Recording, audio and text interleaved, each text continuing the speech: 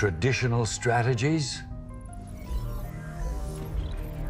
they don't work anymore. AI is making decisions faster than we can understand them. Everyone's selling answers. Nobody has the truth. Disruption isn't coming. It's already here. Who's willing to cut through the bullshit? Outwired.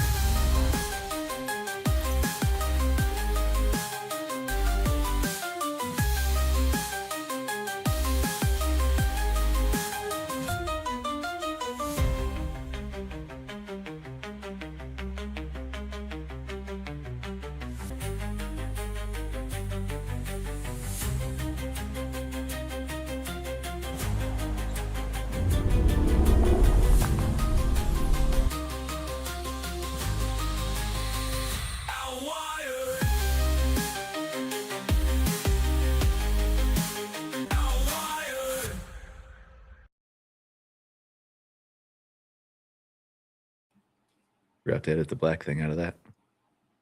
I'm going to just start the show with me pouring whiskey here because it's been one of those days. Oh, welcome to Outwired. I'm kidding. Well, not really kidding. Welcome to Outwired, but I did that on purpose at the beginning of the show.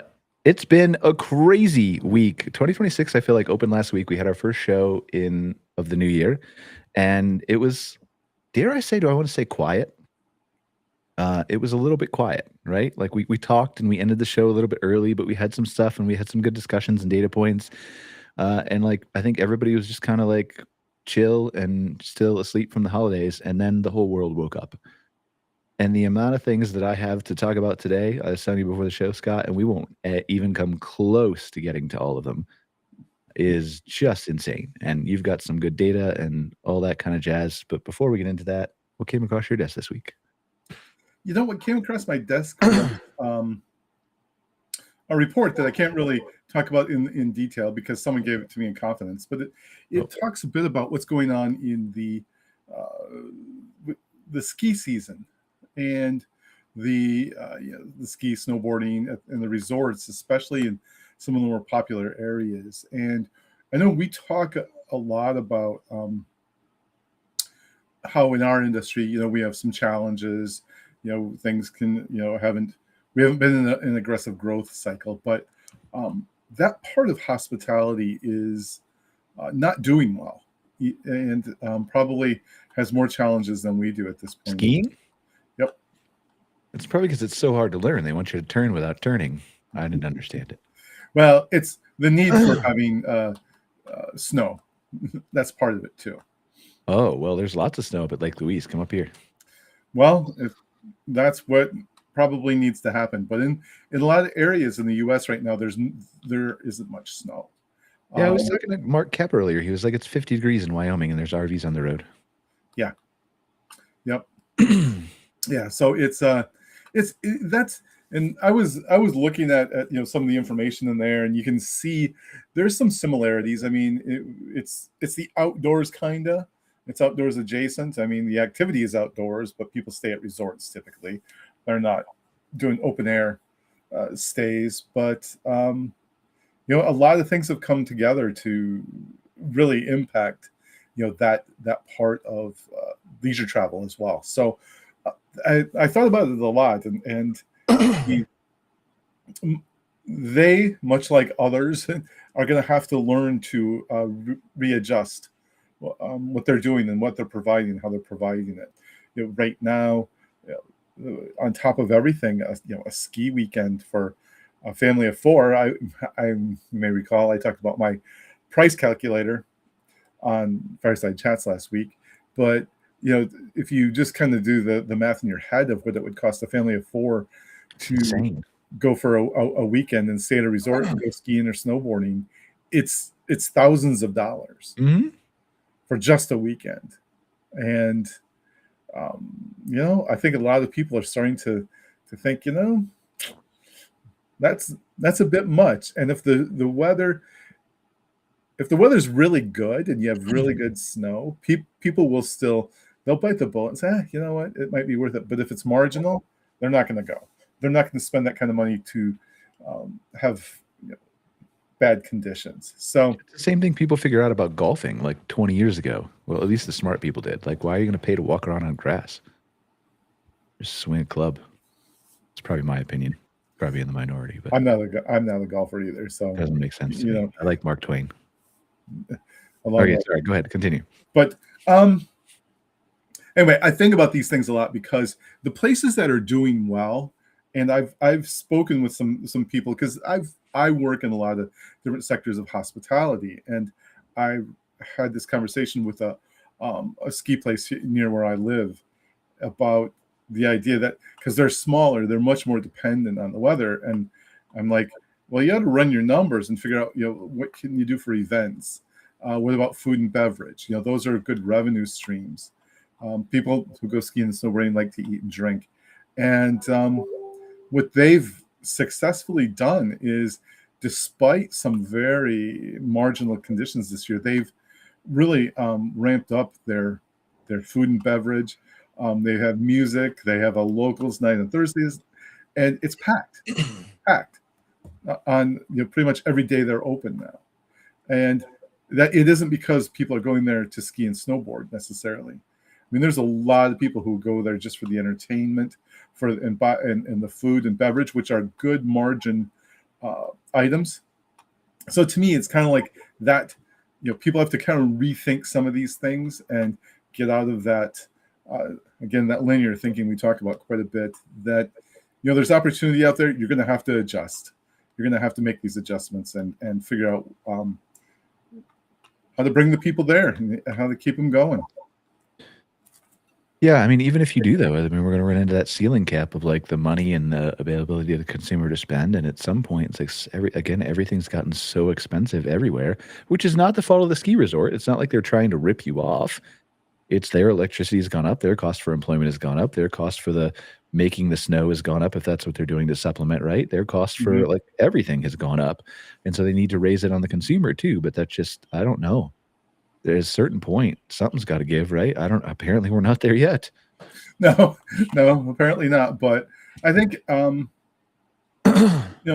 places that appeal to that the higher income segments, they'll be fine. It's the place Until again. the stock market goes right, which like again, the 7 AI companies are going to be fine. But anyway, yeah, I don't know. I don't have the answer. I just know it's weird. It doesn't make sense to me.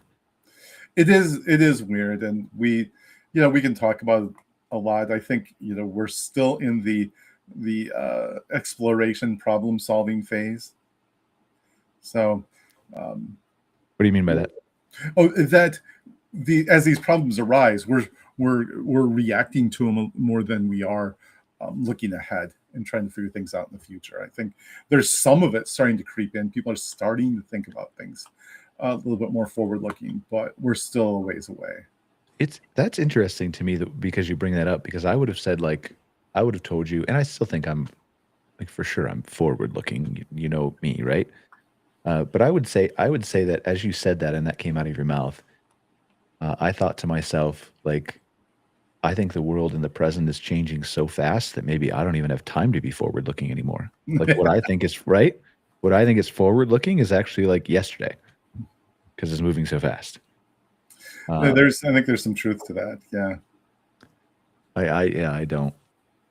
I mean, I spent my whole week, I told you I put together an automation to find us some new topics for the show, but like I've been just building automations for the first 2 weeks of January for various different clients. I have been putting together the reports that are coming out. Like we'll release an Outwired one where we've got MC Hospitality Highlights, who got an Insider Perks report coming, like just gathering all that data, slicing and dicing it, figuring out what to present, where to present, and then just working in my business. And then also like on all the things that I think are necessary for the future. Like I just built an automation yesterday to start writing LinkedIn newsletters again for like putting out some of this, like the top stories that I'm finding with this automation in a way that outdoor hospitality owners can like if I'm overwhelmed with the amount of news and volume that's coming here, like I can't even begin to imagine what anybody who's a regular small business owner Not that that's worse or better than me, right? Well, probably just better than me,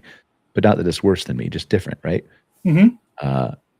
I can't even imagine what's going through their head. I can sort of start to understand why there's this like, fuck off. I just want to disconnect from, Yeah. right? Yep. I was talking to someone about this just today, about this, the idea of the disconnect thing.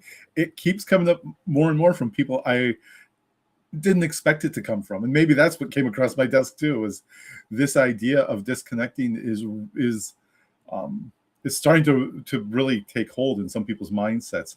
They're not there yet in terms of really doing it, but don't be surprised if this summer is the summer of the disconnect. That's hyperbole. Yeah, but I mean that's the interesting part, right? Is like I would love to disconnect for the whole summer. Like I go hiking. I like to, I was talking about MC Fireside Chats earlier. Like I like to start campfires with flint and steel. Like I like to be challenged. It's not just AI that I'm obsessed with. That's always been my personality, my type. I always want to learn something new, struggle, figure something out. Maybe I don't want to do it every day. Like a year and a half ago, I figured out how to make deodorant at home, right? Because I just wanted to learn how to do it. I made my own homemade deodorant, ordered all the ingredients, did it all, made it in a pot on the stove. It was great. It worked really well. I want to do that every time. So I know how to do it now, right? Mm-hmm. That's been my personality. That's how I am. I just like learning new things. But I feel like if I took 3 months off, I think I would never catch up. And that's what I'm worried about for a lot of these small business owners, is that they're already too far behind. And it's hard to take any meaningful time away. I mean, we can do it in term, for, a couple days or something like that.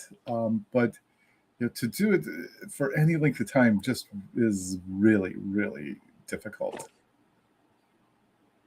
Yeah, it's tough. So yeah, January I know has been kicking your ass. You've been telling me January's kicking my ass in a good way. Like all good way is all positive. Oh, absolutely. Yeah. Absolutely.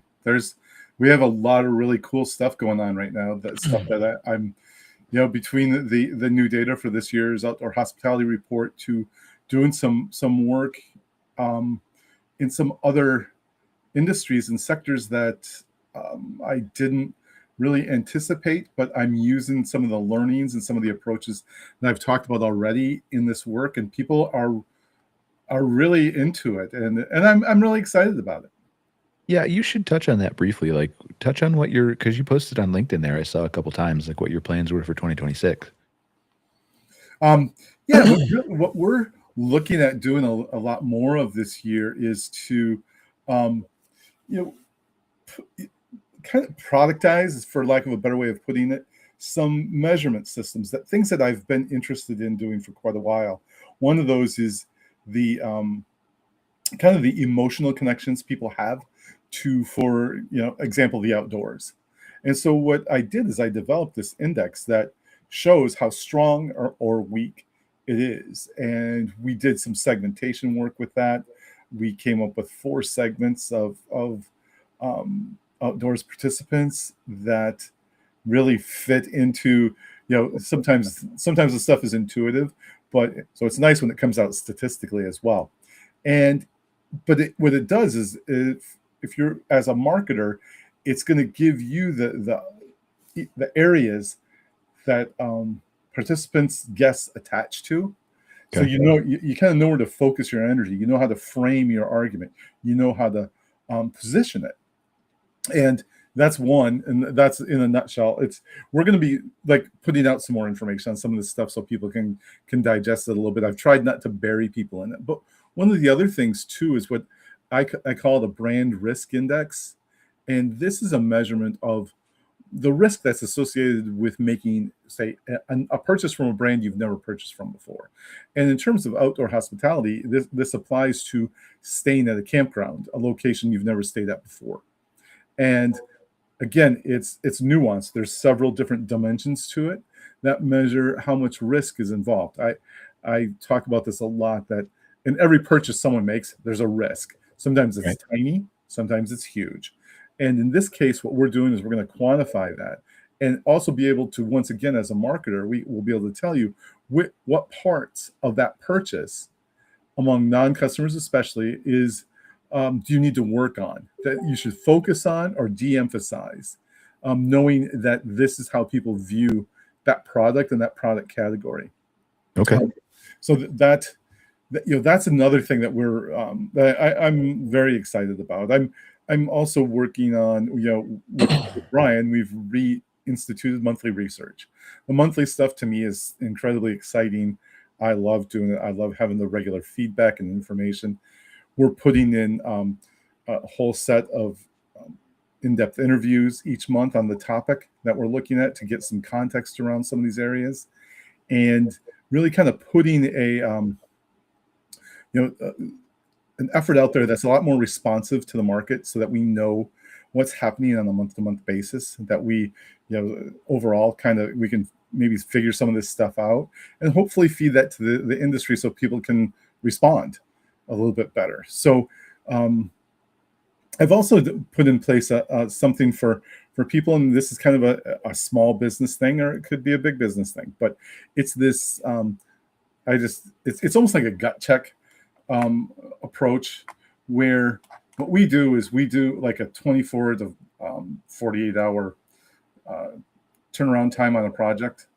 It's very simplified. Say you're doing some creative, and you have two designs or two positioning statements, whatever that may be, or it could be more, it could be a few that you're interested in, just doing, like I said, almost like a gut check, but maybe you need the information quickly. And I've done this with some agencies, and it's essentially, here, can you go out in the market, test these? I need an answer really quick. So within 1 to 2 days, you have your answer. Nice. It's very accessible. It's not a huge budgetary outlay.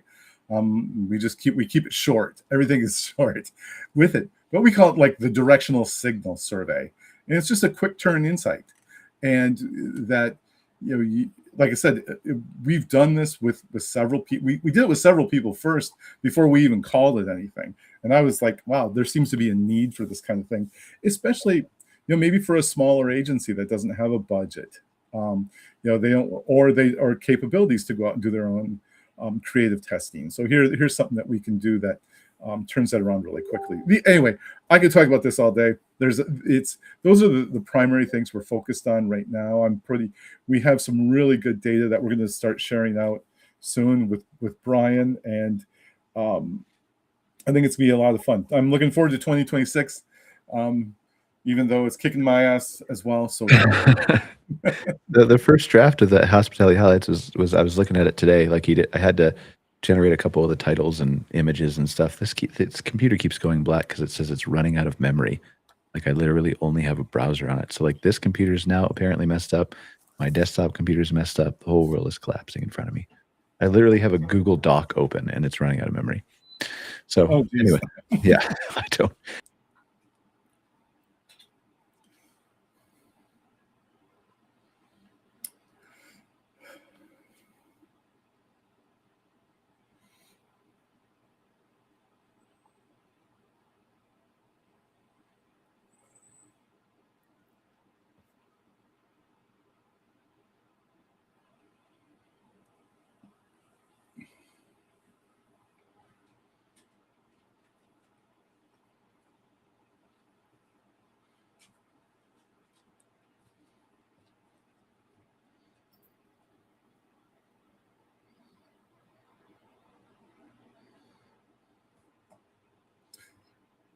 Is anyone still there?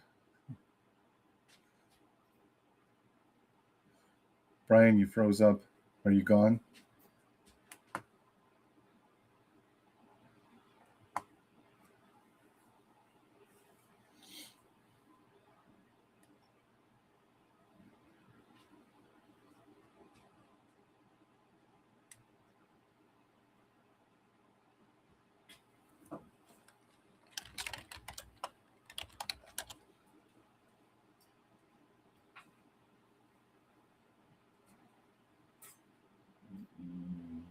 Good boy.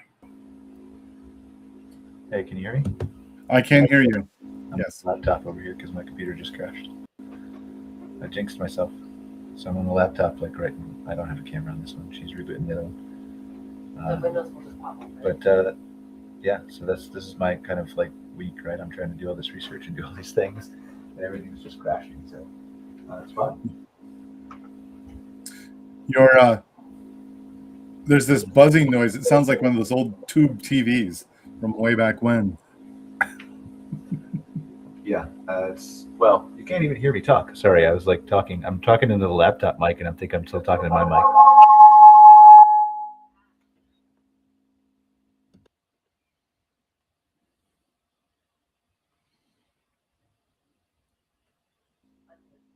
Can you hear me now? I can barely hear you. All right, well, we're working on technical issues, difficulties, all kinds of fun things. So we will figure it out.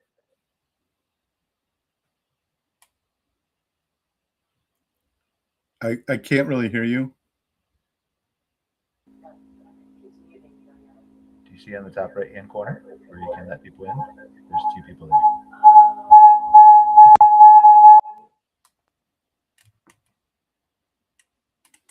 Cool, there we go. Am I back? Can you hear me, Scott? You are back. All right, that's fine. So just if that happens again, which it may, then just keep, talking and entertain the audience and All right, I'll do about a data stuff. I'm going to swap up my CPU as soon as the show's over. I've been waiting on it to come. Like there's this defect in the Intel, 13th generation processors that I ordered in a $10,000 computer in like 2023. And apparently they degrade over time and degrade. So, my computer's been progressively getting worse. And then I tried to update the BIOS. You know what that is, Scott? yes, I do. Yeah.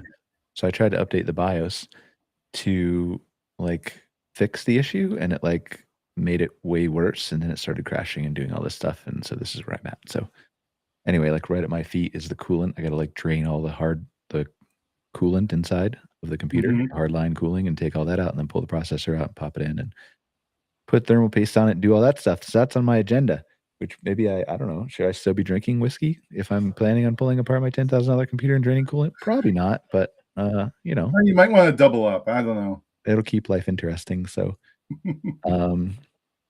anyway, it's good to know that the show still goes live. I remember when something happened 4 years ago, where my computer crashed on MC Fireside Chats. And I think at the time, Restream, if the host left the meeting, it would stop streaming to all the live destinations.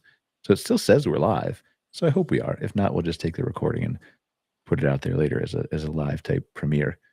But yeah, all right. So should we get into a bunch of news? Because we got a lot of stuff to cover, and I'd love to hear your commentary on some of it. So there's a ton of stuff. Let's share some videos because we want to be super bold and see if we can crash the computer on purpose. All right, do it up. So we got there's a couple things here. So you're probably playing one in the background. Now you're playing in a different tab. That's why. And so we have a couple videos here. We'll play at the top of the Chrome. You can see there's a little volume thing that says Jessica's got 6 tabs open. She's got one playing. There you go. So anyway, so technical difficulties are abounding all over the place today. There's a couple interesting videos that I saw. 2 were really I have a robot lawnmower thing. We've done that enough. It's a new one from Roborock. We probably won't play that, but it's up there in case we have time. There's a one called the OS. So share this, Jessica. Do the Linux COSA one. Yeah. This is a 3-4 minute video, but this is really interesting. It's going to show you a robot, Scott, but this is actually, I think what they're selling, and I believe this is a Chinese company. I think what they're selling is actually the operating system that's running the robot. So I think they're going to act more of a Microsoft is what I anticipate. Okay. They're doing here, but watch, this is crazy.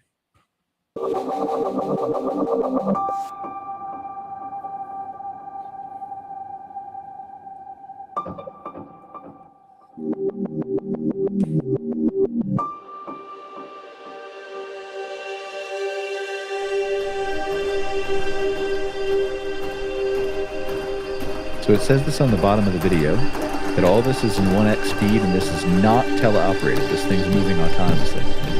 OK，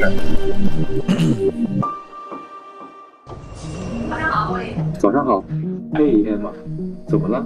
身体不舒服吗？我检测到打印机没纸了。I don't know what it's 等会有 saying, 客人要来，麻烦 probably 拿 saying, 2瓶水到前 why 台， did the 谢 guy's 谢。 Outwired computer crash when I was 好的 watching it? 我马上去。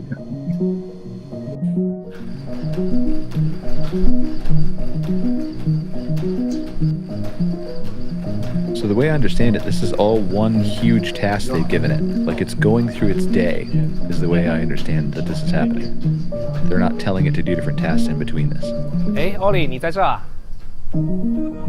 你好，David，要帮你做什么？有个快递需要你送到1楼车间丽丽手上。哦，那我先把水拿给客户，然后再把快递送给 Lily， 你看可以吗 OK 的，那个快递是红色的，应该很好找。 And I don't know if you can see it in the bottom left-hand corner, but it said like when somebody speaks to it, it stops.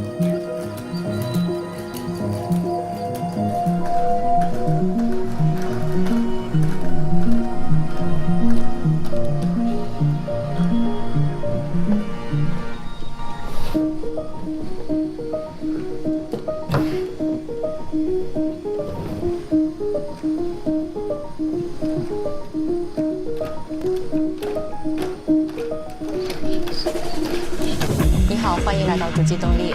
您最近有看我们的新款欧力机器人吗？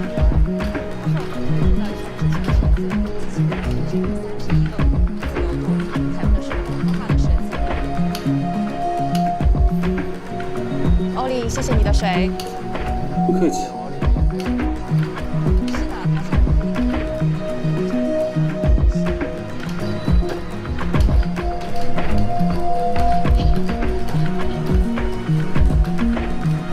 This one is interesting to me, like locating the red package, which is, as you can see, underneath the other package. So it picks it up, moves the one to the bottom shelf. And this is actually really easy with intelligent AI systems, is to give them a task list to just work through. This is not hard. It's obviously hard to program, design the software, right? But like it's common practice.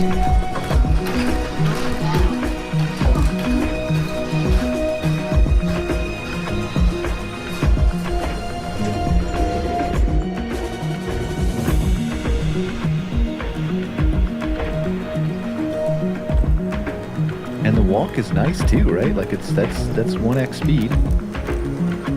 It's not as slow as some of the ones we saw last year.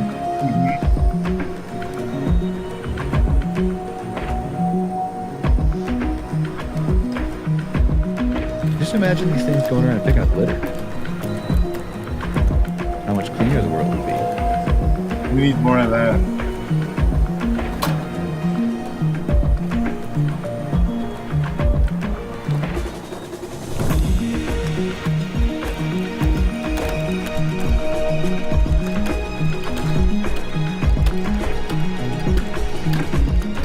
It's still crazy to me to understand that these things are going to be everywhere in 10 years. Everywhere.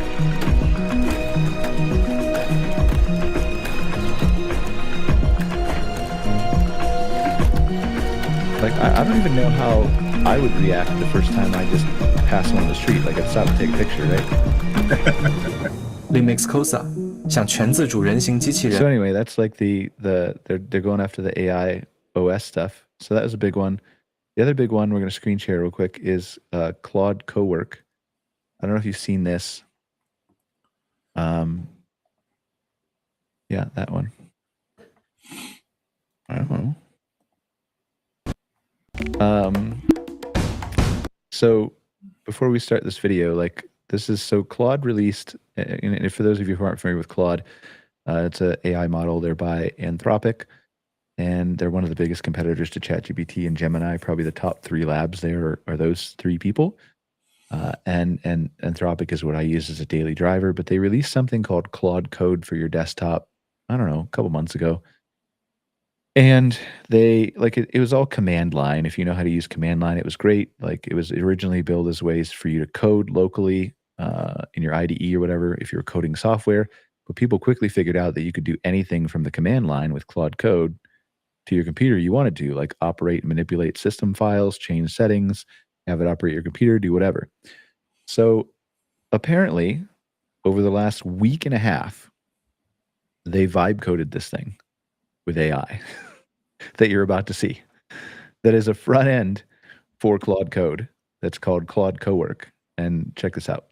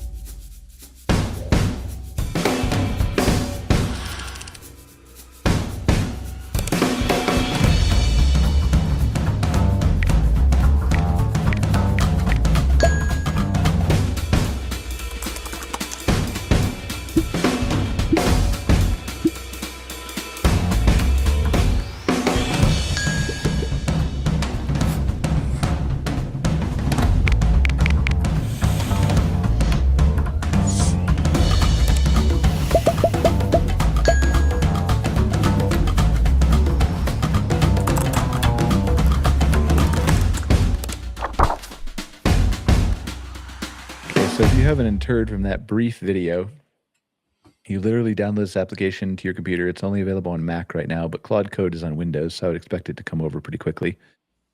I mean, they literally in their announcement said that they vibe coded that thing in a week and a half. So this thing literally sits as a layer on top of Claude, and it connects to the browser extension in Google Chrome for Claude if you have that. But the difference here is it can operate everything locally. So you can point it at like your desktop folder and you can say, clean up my desktop and organize my files into subfolders that are called, it'll just do it.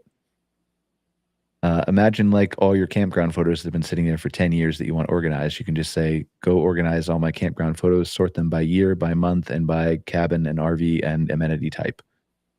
Done. So like, it's just the amount of the ability of this thing to do all the work on your computer is here now. And it's just the beta, but like imagine when you can talk to this thing, you probably can talk to it with your voice if you hacked it. But like just dictate, go here, go there, do whatever. And it can open your browser and it can do analyses and it can go to websites as part of its task too. So I think this is the missing gap between like uploading the file, downloading it, doing the spreadsheet, sending it to ChatGPT, asking it for, right? Yep. Like there's videos that I've seen already, and this has been out for literally 2 days. There are maybe a couple more, maybe like 3. But there are videos on YouTube already with people having it edit videos for them. It'll edit like a video, editing videos, preparing PowerPoints, doing spreadsheets. Like you saw it analyzing data. Like it can do, you can tell it to do anything that you want. And as long as it has access to the folder and the data, it'll do it. It'll make a plan and it'll think through it and it'll get it done. So for those of you who are looking for applications for AI that can actually do things instead of chat, here you go. And I think that's the next step. I mean, and that's truly what people want. It's what I mean, if you go back, not all people want it. The business owners want it. Business owners. But go ahead. When you go back to the early days of getting PCs, you know, people having a PC, that the big thing was, what am I going to use it for? You know, other than, you know, AOL chat rooms. It's like, and then over time, the applications caught up and made it practical and made it so everyone had a computer in their home. And you know, that's what it takes. It takes practical applications for people to jump on board and adopt it a lot quicker. Yeah, I don't. I mean, this is going to go really, really fast. It's going to be really, really interesting to me how quickly that some of this stuff goes and moves. But just this is the evolution of like, you expect it to be a chatbot for a while. You expect it to only have these capabilities for a while. And then it just keeps going and going and going and going. And the vibe coded this thing in a week and a half. And it's like no other AI company has anything like this that I'm aware of. Like you would think Microsoft would have this, right? One would think, yeah. But yeah, anyway, that's 2 videos that came across my desk. I think what else do I have open there? Jessica, I have, Neo. We should play the Neo one. Neo is starting to learn on its own.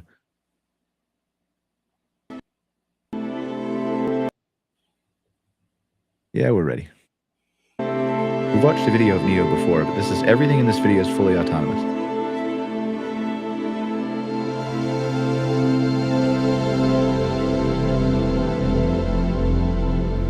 Today, we're releasing the 1x world model. Neo can now turn any prompt into autonomous action. With the latest update to the 1x world model, Neo learns from internet-scale data and applies it to the real world. By visualizing future actions with a video model grounded in physics, Neo can generalize to new tasks it's never seen before. This opens a new path for robotics learning, one where robots learn by teaching themselves, using the data they generated on their own, and grow in AI capabilities alongside the rapidly improving video models.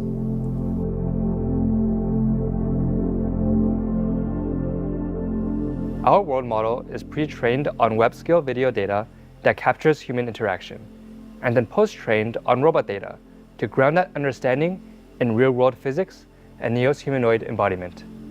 This allows Neo to visualize future actions and use a built-in inverse dynamics model to turn those visualizations into movement. Today, we'll use the world model as Neo's cognitive core to execute autonomous action sequences several seconds long. How it works is you'll give Neo a prompt with voice or text. For this example, I'll use the world model desktop interface to illustrate how it comes together. And start with something simple, like having Neo pack this orange into the lunchbox.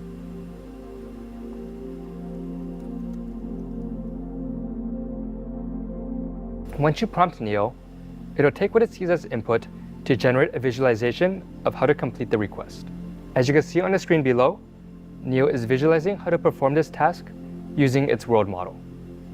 You can either have Neo automatically execute the generation or choose the best one to run from among several parallel generations.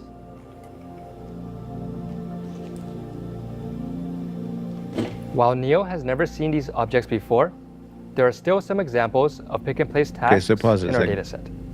All right, so let's just put some clarity behind this, right? So you're seeing this is obviously slowed down for us, right? But what you're seeing here is that the robot can actually now be given an instruction, and I'm sure you're going to talk to this thing, right? You're not going to sit down to it with a laptop open next to it, give it instructions. You're going to talk to it. But what you're seeing then is it's running simulations. So imagine take something like an emergency, like a fire, right?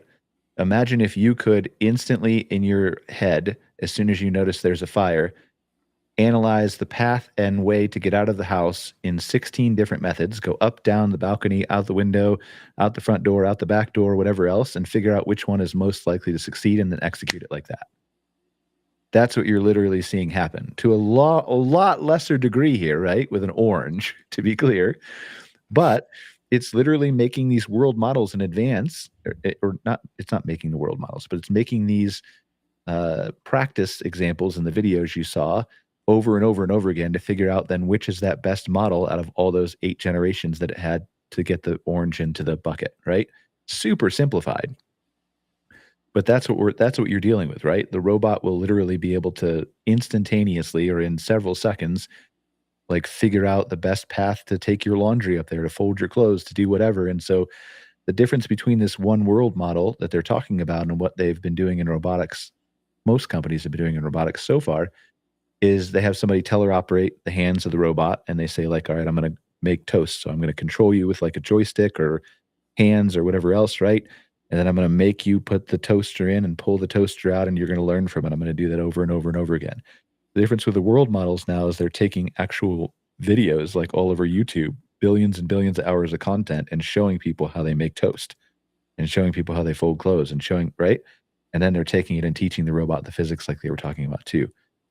And then once they've taught it how to do this stuff, it's in every robot that they make. So anyway, continue. Sorry.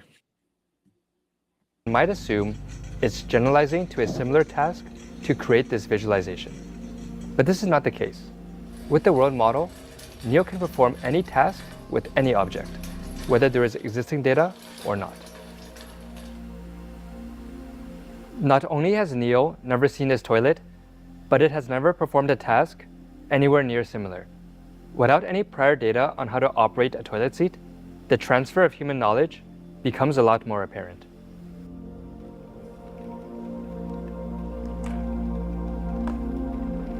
The world model is also really useful for handling unpredictable environments.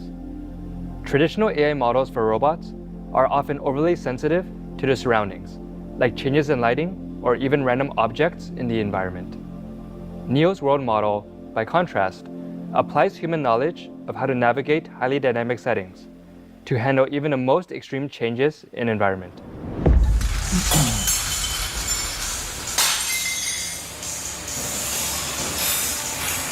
Given a world model can generate just about anything you can imagine, there is no limit to what Neo can try and execute autonomously.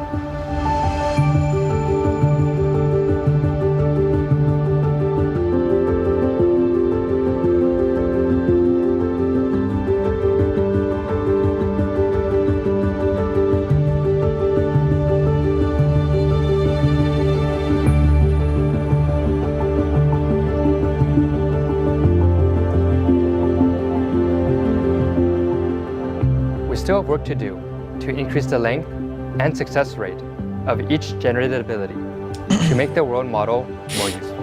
But with the world model, Neo can create unlimited data of itself doing real-world tasks, creating a flywheel that enables Neo to teach itself anything, marking a true paradigm shift in AI and robotics. So do you understand what it means when it says it can teach itself anything? So we're not even talking about it needs to see a YouTube video about it. We're talking about it's looking down at your toaster and it's thinking in its head like a human being would, only at 100,000 times the speed of that, saying here's 8 different ways that I could potentially operate this toaster. And it's in that video of whatever in its head, oh, the toaster didn't go in that way, or it got stuck this way, or it was burnt this way, or it did right. And then it just picks the right one and does it. So those world models are going to be a big thing in 2026. The other thing I think was interesting, I was watching CES. I was looking at some of the robotics coverage coming out of CES and stuff, and I was thinking, like, there's so much smart home gear that's out there. Roborock's got their vacuum cleaners. Samsung has their smart washers and dryers. All this stuff you can communicate already to in Google Home or Alexa, right? So there's, as my thermostat just talks to me again behind me, I think there's a whole lot, there's a big argument to be made that the humanoid robot doesn't need to be able to do everything in your house. I think there's very easily a future where we have specialized robots to vacuum and smart washers and dryers and refrigerators and stuff like that, that the robot, just like your app on your phone, can just speak to without speaking. And so what if it can walk up to the washer and dryer and it can communicate over Bluetooth to the washer and dryer to open the door, to close it, to start the cycle? What if it can communicate wirelessly with the robot vacuum to just say, go vacuum the upstairs, I'm cleaning the floor downstairs, and it just sends it out? There's no reason that can't happen, especially with a platform like Google Home. And then all of a sudden, the robot that's in your house doesn't need to be able to do absolutely everything quite yet. It just needs to be able to act as an orchestrator for all the things that you already have that are in your home that are smart, right? It's the hub. Yeah. So I don't know. Those are a couple of videos I had. What do you think? What's your takeaway from all that? As somebody who's not as deeply weirded out or not weirded out, but geeky like I am. To me, it's like just over the course of the last year, we've seen what looks like really pretty amazing advancements in the technology. The capabilities, the interactive nature of what we're seeing is much, and the learning part that you were just demonstrating is,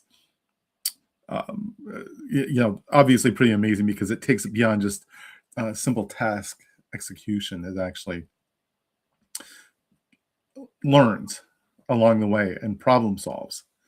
And that to me is one of the more fascinating parts of the whole thing, is that you have something that has that ability. I mean, because beyond that, if you don't, and if it doesn't go into that mode, that learning mode, then all of a sudden it's like, what's the advantage of having that over a Roomba? Yeah. I mean, it has to have an advantage. It has to be there, and you can see it. You can see the evolution if you just you can just see in the look ahead that where it's going and how it'll work. Yeah, and they're making these already. Like they're in production right now. Like you can get on a wait list, I think, for a 1X robot for $20,000 for $500 a month. I think it is. Like now.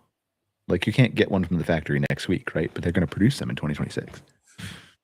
And they're taking orders for them already. Like a bunch of these companies are. There's so many new companies popping up. Like, I mean, again, the only bottleneck here is manufacturing. But all right, so let's talk about some other crazy news. We'll see what you like here. Just kind of like, let's do just like a rapid fire here. And if something piques your interest, we'll just stop and discuss it a little bit. How about that? That sounds good. All right, so I got Amazon's AI buys from your competitors. So your online store is no longer just competing with campgrounds. It's competing with an AI that can find any deal on the entire internet in seconds. So that's interesting. Like Amazon's AI actually now will not just shop for things on Amazon, but will shop for the best price on something, period, all over the internet, which means, again, it's putting pressure on the other stores. Are you ready for AI? Can you be navigated by AI? Can you be found by AI? Can you is it going to choose you over the other people? So it's not just anymore that you have to be on Amazon as a platform. It's enabling you to extend that reach outside of that stuff. And then further into commerce, PayPal and Stripe checkout, the distance between a guest asking a question and making a payment is collapsing to zero. Microsoft has integrated PayPal and Stripe into Copilot. We saw OpenAI do this with Stripe a little bit last year. Gemini Google has just announced something called UCP protocol, I think is Universal Commerce Protocol, which is an intention to let all the open source that, and I don't know if they're going to open source it, but I think they are, to allow all the agents to communicate via the same method so that they can all transact with each other, whether they're from Claude or OpenAI or Google or Gemini, or you custom build something or whatever else. So it's going to just allow you to again, it's going to move the whole booking flow to the chatbot, right? Yep. And so again, you've got to make sure that whatever it's spitting out about your campground is right in the chatbot, is right in ChatGPT and Gemini and Claude and everywhere else. And you might be surprised if you go ask about your campground and find out that it doesn't know all the latest greatest information for you. And I don't know if we ever talked about this. Did we talk about the problem with booking platforms in the campground industry and AI? Did we talk about that on the show? I don't think we've talked about it on the show. We've talked about it between the two of us, but I don't think we have. So I think I want to bring that up real quick because that's a super big problem that the whole industry is absolutely not aware of at all. We discovered this by accident. One is there's two methods with AI here that you need to pay attention to as a campground owner. Two things that impact you. One is the discovery. How does the AI discover enough information about your campground to bring it back to talk knowledgeably about it in ChatGPT everywhere else, right? So that's your website. Again, there's a whole conversation we could go into about how we believe the website needs to evolve from 2 to 10 pages to 30 to 50 pages. We believe that the more, not for fluff, not for keywords, not for bullshit marketing, but actually to provide information about your properties out there so that the AI can learn more about it. And then that gives you the ability to be the answer to more questions in the search results, right? Or in AI search and Gemini. AI overviews, AI modes, stuff like that. But so that's discovery. But the problem is that most people have their rates and their site types buried behind their booking engines on NewBook, CampSpot, RMS, ResNexus, whatever your booking engine provider is, right? Most of them don't even have a rates page anymore that have online booking. And those AIs that are trying to discover, do you offer pull-throughs? Do you offer backends, 30, 50 amp? Do they have picnic tables? What's the starting rate? They can't find that. It doesn't exist to them. They can't navigate the date picker. They can't get to that information, which means if someone goes to ChatGPT and says, hey, I want to book a campground near Austin, Texas that has 50 amp sites that starts under $70 a night and has a picnic table, it's not going to know you have that. It has no way to know that unless it's on your actual website. It cannot fill out the July 2nd to July 4th, 2 adults, click search, and actually show the details of that in order to scrape it and find it. So it doesn't exist. Huge, massive problem for the industry, right? So that's number one. Number two is let's assume it could get past that date picker. let's assume, like, because there are browser agents that can do that, right? This goes into the agentic booking process of it all. But so one, it can't find all that stuff to ingest into the search to display all that. But now let's say for some magic reason it can get past that. It still can't read the stuff on your reservation system because of every reservation system we have tried so far, they are all coded in very excellent, great ways, which is how you should have coded a reservation system up until November 30th, 2022, when ChatGPT came out. They can't read the data. It's all buried behind dynamically loading JavaScript. So when you look at the page code, you can't still extract on half of these things the site type and the text and all the things you're looking at, which means the AI can't either, even if it can get past the date window. It can't, it can't.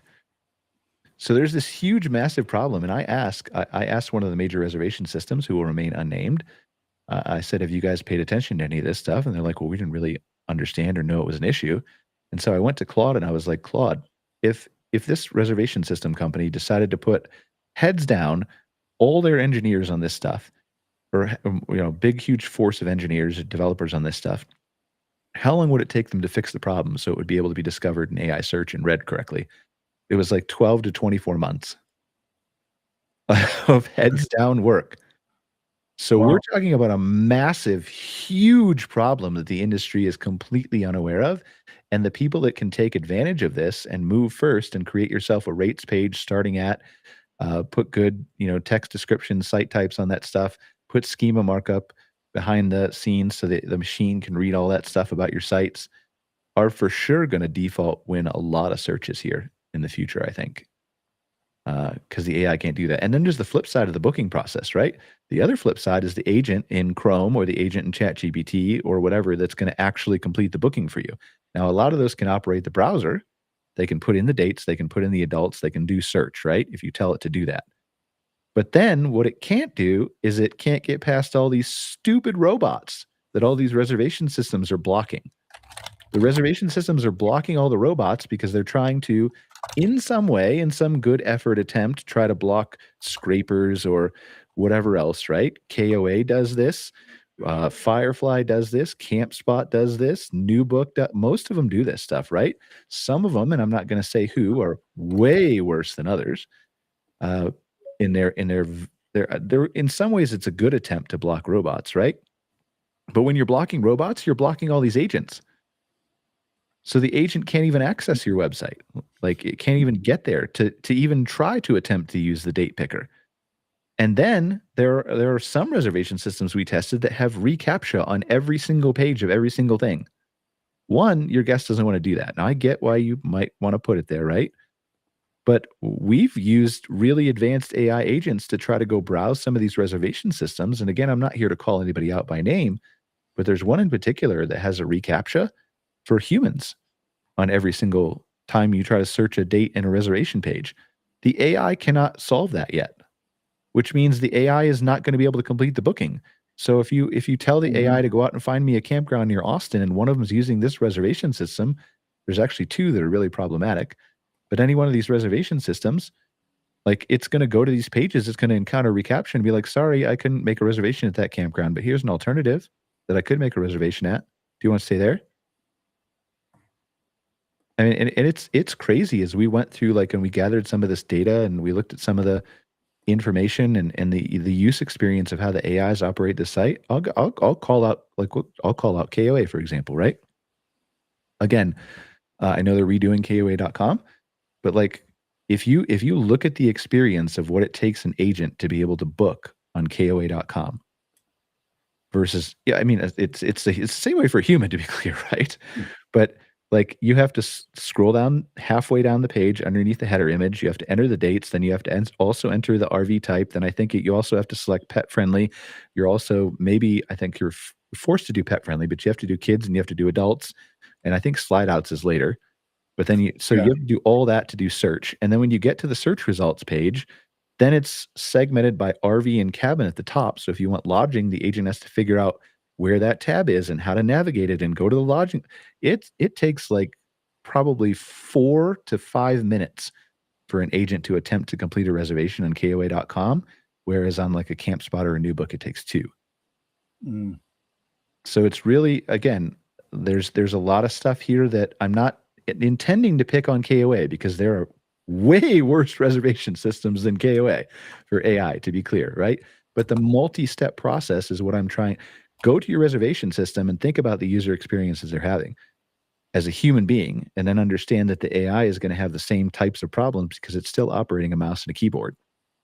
And the more struggles it has, the more difficulties it has, the more chances it has to break. There was a reservation system we tested, Scott. It was not KOA. There was a reservation system we tested that had RV and cabins at the top. And when you switch to lodging at the top, so let's say you go enter your dates like July 2nd to the 4th or whatever, 2026, and it got a list of RV sites. Then there was a cabin page at the top where you could switch to their cabin inventory. When you switch to the cabin inventory, it deleted all your dates. So you had to fill in your dates again. Yeah. Like, can you, who's using this stuff? And it's so fascinating to me that the owners are not paying attention to the front end. They're only paying attention to the back end and what they think they want. And they're jumping between reservation systems with this intention to say, like, I only care about the fancy tool that you added for housekeeping, but they're not having any concept or clue of what the actual user is going through to do all this stuff. And boy, it's going to be a rude awakening for some of these agents and stuff like that. I'll pause there and you can give your thoughts as my little diatribe rant. No, it fits with what we've been talking about for more than a year, I think, at this point, which is the idea that it's kind of what I said earlier, the industry itself catching up and having a forward look versus reacting.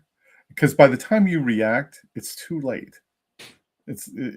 Well, yeah. I mean, look at the reservation software. It's going to take 12 to 24 months if they decided to put all heads down on it. And there's no indication they're going to do that. So you can't count on your reservation software. You got to do it yourself. Right. And the capabilities are going to be out there, but you're behind the 8 ball. And whoever does it, whoever executes on it first will win the race. All right. 500 meal per hour robot kitchen. This technology offers a potential solution to the chronic labor shortages and inconsistencies in food service at parks and resorts. A new robotic kitchen can prepare 500 meals an hour with perfect consistency. While you won't be buying one tomorrow, this technology will eventually trickle down to smaller, more affordable units. It represents a future where your camp, store, or on-site restaurant can solve the lunch rush, reduce staffing headaches, and deliver consistent quality every time. I have some YouTube videos on this. Next week, when my computer is actually healthy, I'll try to pull up some of this stuff in advance, and we'll prep some videos and things like that. Walmart and Wing expand drone delivery. We looked at this one. We had a video one time on drone delivery, didn't we, from Walmart? Yep. I think, yeah. Yeah, that was pretty cool. What starts at Walmart doesn't stay at Walmart. The expansion of drone delivery means the technology is becoming mainstream. So they've expanded their drone delivery to 150 new stores with Wing and Walmart. Better Wi-Fi is coming to outdoor venues. The FCC has approved new rules that will allow for much more powerful Wi-Fi signals in the 6 gigahertz band. This is fantastic news for large outdoor venues like campgrounds and RV parks. It will make it easier and more affordable to provide high-speed Wi-Fi across your entire property. It's so interesting to me that these Google Docs don't actually open correctly. You can share my screen if you want, Jessica. I don't know if we want to that seems interesting to just dive into real quick. Geofenced variable power. Move announced at the Consumer Electronics Show in Las Vegas is geared to accelerate innovations in Wi-Fi, IoT, and augmented reality, plus usage for shorter range hotspots and indoor navigation. They overcome the limitations of existing low power indoor and very low power devices by operating at higher power and in outdoor environments. So that's interesting. Maybe that'll help people. I got a whole list here of stuff we can go through. McKinsey now employs 25,000 AI agents. We've heard of McKinsey, the consulting company. Yep. CEO of McKinsey, one of the world's top consulting firms, now counts AI agents as part of his workforce. They have 40,000 humans and 25,000 AI agents with a goal of a 1-to-1 ratio. All right. Well, we lost Brian again, so I guess I'll just keep talking here. If anyone's listening. Oh, are you back? Yeah, I think I'm back. All right. I was getting ready to, My browser crashed go into a that big time. speech, man. I was getting ready to just lay it out all out there. I mean, you can. Sometimes it's the browser that crashes. Sometimes it's the whole computer. If it's just the browser, then I can come right back. McKinsey employs 25,000 AI agents. So he says a couple years is actually, it says soon in the summary that I had the AI do. He says a couple years, but what's interesting about this to me is that he says it's a 1-to-1 ratio soon. What he does not say is that the 25,000 AI will become 40,000 AI. He says it'll be a 1-to-1 ratio soon, which means it could be 26,000 employees and 26,000 agents, right? So he doesn't say that. I don't know. I'm not saying that's the direction McKinsey's going, but that's interesting for me. And it says this shows that using AI for core business functions isn't just an experiment anymore. It's a fundamental restructuring of how modern companies operate. AI is causing cognitive burnout. This was interesting to me. We're going to click this link here and see if it'll let us open it. So this is in the Wall Street Journal, which has verified my voice. The downside to using AI for all those boring tasks at work. So this is like workdays without busy work. Oh, apparently I have to subscribe to it. Okay, well, I'm not doing that. Workdays without busy work are closer to reality than ever thanks to artificial intelligence. I read this article somewhere, but basically what the summary is that because AI is taking away all the boring tasks, they're seeing burnout start to get even higher at companies because people can't take the downtime to do the monotonous tasks. They're having to do all these high intensive decision tasks, basically back to back to back because the AI is taking away all their dumb shit. And so it's causing them to burn out faster. Interesting. I thought that was fascinating too. Yeah. So talk about that for a minute. You've got some insights into that, I think. Yeah, because it's one of those things where intuitively you would think that doesn't make sense. But if anyone who's actually done a lot of work that has a lot of monotony to it will tell you that there's a little bit of comfort in that. Yeah.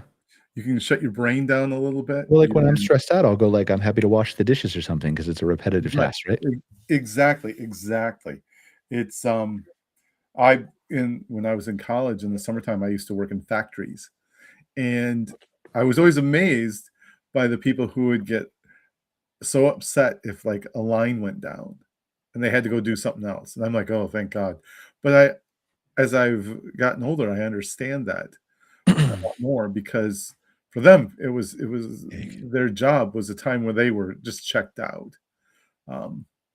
That monotony is something that they enjoyed. They liked it. And it's, for everybody, it's a little bit different, I think, but I can absolutely understand that you still, it's almost like you'd have to artificially inject some downtime in your day, to make up for that. I would think whether you break up your day, maybe not do a non-standard work day, even. I don't know if a lot of employees have the freedom to do that, though. That's what's interesting. Like, obviously, you can take a break to have a coffee or go smoke a cigarette or whatever you're doing, right? Like 15-minute breaks here and there. You can take your lunch break. But if like all the boring tasks are being done by AI, which is only going to increase and increase and increase, like, is your boss going to be like, just take an extra 15-minute break or an extra 30-minute break to just decompress and to sit around in the coffee or the water cooler and chat? Or like, I don't know. That's really interesting. No, and it is gonna be interesting to see how the workplace adjusts to that, because it will be recognizable right away when people start to experience this. Well, I think they're saying it's already starting. I think that's what the Wall Street Journal is. I don't know if they did a study because I'm not paying $4 a week to read the Wall Street Journal once every 2 months or however often I read it. But yeah, I think they're saying it's already starting, which makes sense. People aren't used to making decisions, right? Like, I'm used to making decisions. I thrive on making decisions. But like even I can only handle so many decisions a day. Right, and there's a certain point in time where there's comfort in doing something somewhat tedious, monotonous. I do it every day with the data sets I work with. I have that opportunity quite a bit to do that, and it's, to me, it's comforting to be able to jump into that. Yeah. productivity is skyrocketing, but labor hours are flat. According to a marketplace study. So we're seeing much more productivity. I don't know if you saw this. You see the Atlanta Fed change their estimate of GDP for the fourth quarter from like 2.7% to 5.4% or something crazy? No, I did not see that. Yeah, they almost doubled it. And it's not because we have more jobs. It's because of the economic output of AI and all the data center spending and all the other things, right? In part. There's other things too. Actually, this marketplace link I clicked says it's 404 page not found. But the key to growing the key to growing your business is no longer just more hiring more people. It's investing in tools that make your existing team more productive. So you're going to start to see that, right? Productivity is going to go up. I expect to see GDP somewhere in the neighborhood of 5 to 6%, or maybe even higher in 2026. And I expect it to go to 7, 8, 9, 10% in 2027 and 2028. GDP is going to keep going up and up and up and up and up and up and up and up and up. And we're going to do it with less people. And it's such a misnomer. It's such a, like, everybody wants the Fed to lower interest rates because they think that's what's hampering down the economy. And to a certain extent, it is from a consumer purchasing perspective, right? For big purchases, RVs, maybe stuff like that, right? Right. But the flip side of that is like the whole basis for lowering interest rates from a Federal Reserve standpoint, since the Federal Reserve has existed, is if you lower interest rates, businesses can borrow money. And if businesses borrow money, they will want to use that money to expand. And if businesses want to expand, they will hire more employees. But now businesses can expand without hiring more employees. Mm-hmm.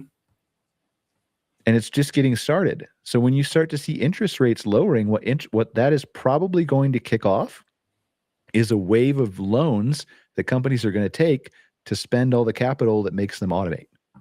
They're not going to hire. Like, they're going to hire a little bit, right? But it's not going to work like it did for the last, since 1913 or whatever the Federal Reserve was founded. It's not going to work like that anymore. So lowering interest rates, I think, will actually accelerate AI adoption. Interesting. So, again, I could be wrong, right? But that's... I think in some respects too, in how that applies is the ramp up time for change and being more responsive and nimble as an organization. I mean, if a company, for example, in the past was going to do a ramp up, and it's like, oh, we need to hire a bunch of new people in these roles. Well, if those roles, many of them, say half of them even, are taken by AI, that's 50% that you don't have to train and get up to speed.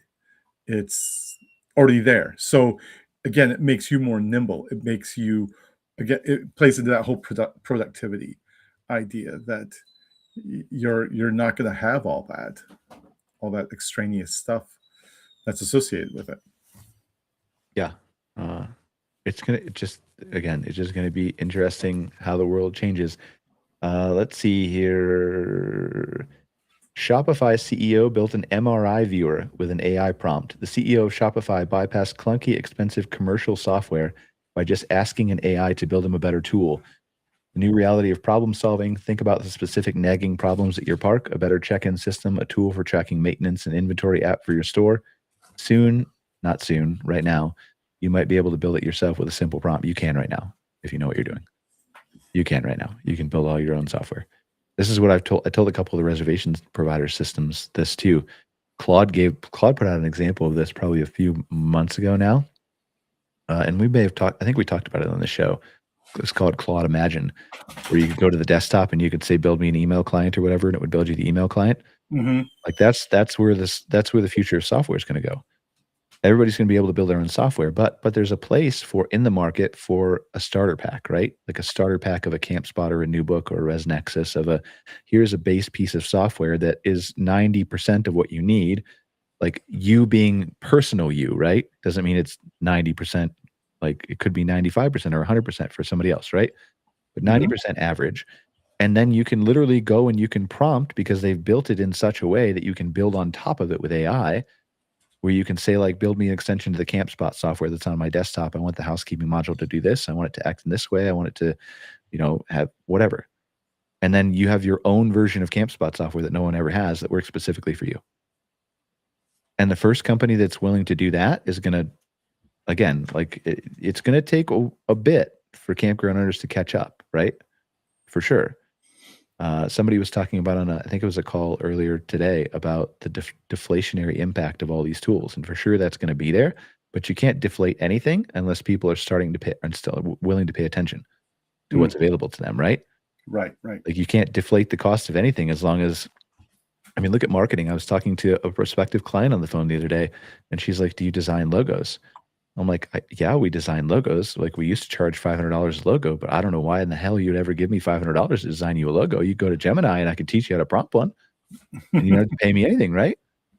But until the campground owner understands that and stops going to the marketing agency and saying like, can you design me a logo? And oh, that's $800 for a logo. And then they pay $800.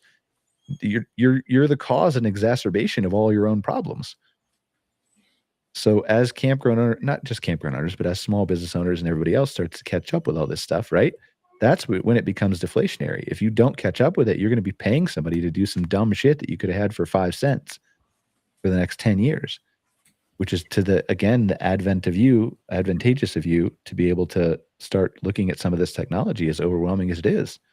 The amount of money you can save is tens of thousands of potentially hundreds of thousands, or if you're a corporation that owns 20 or 30 parks, millions of dollars a year. So I don't know. A federal judge is using AI in the courtroom. According to Business Insider, a federal judge in Texas is using AI to summarize legal filings and draft questions for hearings. This is a powerful signal of mainstream adoption. If AI is considered reliable enough for the justice system, it's reliable enough to help you manage your business contracts, review your marketing copy, or draft your employee handbook. Here's this Google launches Universal Commerce Protocol story we talked about briefly, right? Your online booking and store need to be able to speak to AI shopping agents or you'll become invisible to them. Google's created a new open standard that will allow AI agents to shop and transact across the entire internet.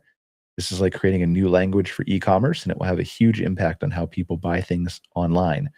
For campground owners, it means that your booking engine and online store need to be ready to speak in the new language. Guess whose booking engines aren't ready to do that? Every single one of you motherfuckers that owns a campground. Every one of you.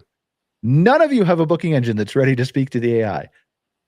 None of you do. Unless you're using Airbnb, and then maybe it does, right? And that, again, like this is something that the PMS providers need to wake up to too. So I don't have an answer. I'm not here saying like you can switch to this company and it works, or like we'll build you your own, or go prompt and do it yourself, or right. There's no easy answer to all this stuff. But I don't know. You think it's hard pressuring your booking system to add the small little feature you want to adjust like the number of adults or something. Imagine how hard it's going to be to say like, I need you to spend 24 months to do this and be responsive to AI. I don't know how any of these companies handle this. They're going to have to, right? But at some point, yeah. Well, that's the thing. But at some point, like, what if they realize this 2 years from now? Then it's 24 months. Then, on top of that, right? It's the compounding thing. Like we have so many clients who say, like, I want to spend on Google Ads, and I want that to return my ROI. Like I want to spend on Google Ads because my ownership groups, or me, or I own the company, or campground, or whatever. I need to make money tomorrow. And there's no patience for the schema markup, for the blog posting, for the brand building, for the things that will set you apart and take like 2-3 years to build. But then when you build those things, you don't need to run Google Ads anymore because all the traffic is there. The brand loyalty is there. It's all ready to go for you. But there's no patience for that because they can't see the ROI in that. They can't report on that. They can't see that metric inside a dashboard. So they're unwilling to invest in it. And then 2 years from now, when they're still running Google Ads, we talk to them about it again. They're like, oh, well, maybe we should have started. Well, we could have started that 3 years ago, right? So it's really interesting. Like the whole, and I've had conversations with clients about this, who some of which believe me and some of which think I'm full of shit. Maybe I am full of shit. But this is the way we see it. Like the whole thing is going to collapse into brand awareness and paid ads. It's going to be a situation where you either pay for an ad, whether it's on ChatGPT or Google or social media or whatever the ad platform is, right? Paid ads or brand awareness. That's all there's going to be. And brand awareness is not what you think it is. It's not like spamming yourself all over social media. Brand awareness is building a community around your brand, is why it's unique. It's because everything's going to collapse into voice, right? And Gary Vee does a good job explaining this. His example he often gives on stage is pizza, right? It's the difference in the future when you have Alexa, when you say, order me a pizza and order me Pizza Hut. If you say, order me pizza, the decision to what pizza place you get pizza from is entirely dependent on what Amazon decides they want to send and route to the right to the highest bidder in the pizza restaurant or whatever else they want to send it to.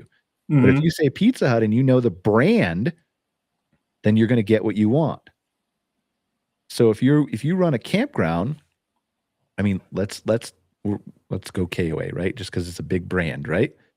If someone says I want to go camping near Austin, Texas, Alexa can route them near to anything they want. If they say I want to go camping at KOA near Austin, Texas, that's brand. And brand loyalty is going to be a really, really, really hard proposition for a lot of these campgrounds to swallow, because I think if you step back in your life, whether it's me or you, Scott, or a campground owner or somebody who's going camping, especially somebody who's going camping or buying things, if you step back and ask yourself, how much shit am I actually loyal to? Like, am I really loyal to in my life? Your list would be really fucking short. Right? That is true. Yes. It would be really I would short. concur. I concur on that. Yeah. So, and that'd be a good, interesting study. Maybe we should do a report on that. But like, that's when you step back and look at that, now you've got a whole bunch of campgrounds that are disconnected out here that everybody, like, you think all your people are loyal to your campground. And maybe they are because you're the only one that they've heard of. But what happens when they go to AI and all of a sudden you're not the only one they've heard of anymore? And it can compare and cross-check amenities, and it can not upsell them, but it can say like, well, we know you have a dog and you've been going to this campground for 15 years, but did you know that this campground has a brand new dog park? And you're like, oh, fuck. How loyal am I really to that park? Do I really want to spend $10 more to go to the park with the dog park that's 10 years old? Or do I want to trust ChatGPT that says I can save $5 because AI could crawl this website and knows that I can save $5? And also they just have on their website that they built a new dog park in the last 2 months. And it's got XXXXX that my dog will love. That camper is not as anywhere close to as loyal as you think they are. Nowhere close. Disagree with me, data guy. It would, I'd have to qualify it by saying depth of loyalty. If